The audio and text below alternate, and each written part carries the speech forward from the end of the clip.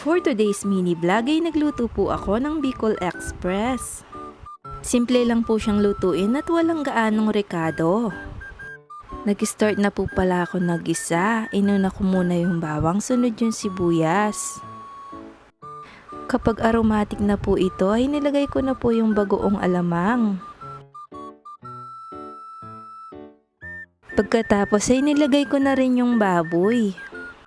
Ginisa-gisa ko muna ito para kumapit yung lasa ng bagoong. Tapos tinakpan ko muna. Sa mga sandaling yan ay nag-add na po ako ng water. Papakuluan ko lang po ito hanggang lumambot. Pagkatapos ng ilang minuto ay binuhos ko na po yung gata.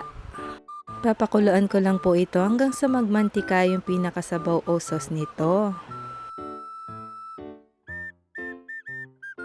Nilagyan ko pa po pala ng konting asukal pambalance ng lasa.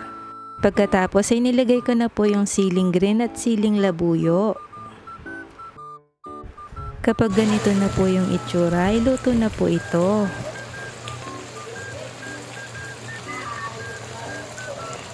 At yun lamang po for today's mini vlog. Thank you for watching!